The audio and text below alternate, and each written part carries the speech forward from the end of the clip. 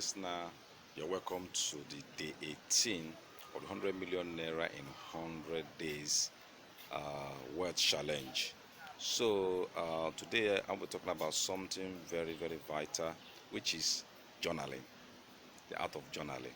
You see, in your journey as an entrepreneur, one skill you shouldn't leave behind is journaling. And what is journaling?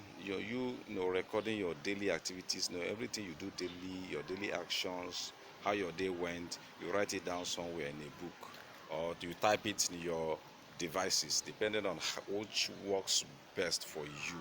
But for me personally, I prefer writing in a book. It helps you to keep account and to keep record of how far you have gone, actions you have taken, things that are happening around your life, and it helps for reference, because sometimes you may be trying to recall some certain things that happen a particular time on a particular day. Because you've already journaled it is easier for you to be able to track it and be able to recollect. So because we live in a world where you are daily bombarded with a lot of information, you are bombarded with a lot of messages. So sometimes some certain things get lost, or you get caught up. You won't be able to remember or catch up with it again. So but journaling will help you to at least, and it also may help you to remain accountable to your goal. I remember when I came here into this city to to learn the wellness business, because I learned for 1 year. So I remember I came with 2 jotters. So whatever I learned that day, I write it down somewhere. Whatever I learned for that day, I write it down somewhere. So like that, prices of goods, some names of goods, names of customers, some important people I meet, I collect their number, I put it down.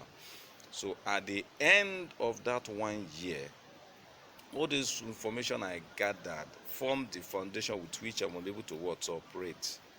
Because it would have been difficult for me to start, looking for contact of people that I need, that are very, very key to my starting the business. It would have been very difficult for me to actually appreciate how far I have come and what I have learned.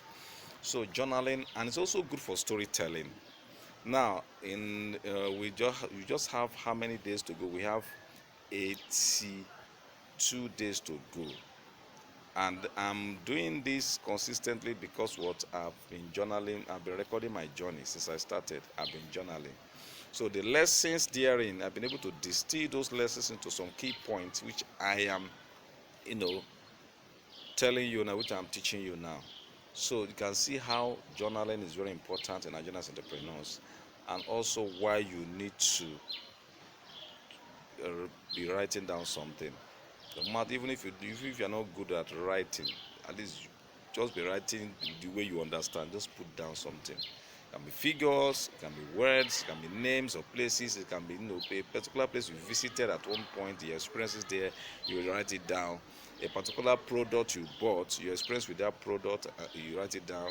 A particular business day, your experience with the customer, what the customer did to you, or your experience with your supplier, what they did to you, either they run away with your money, or they return your goods, or they bring one bad review, give you one bad review, or they complained.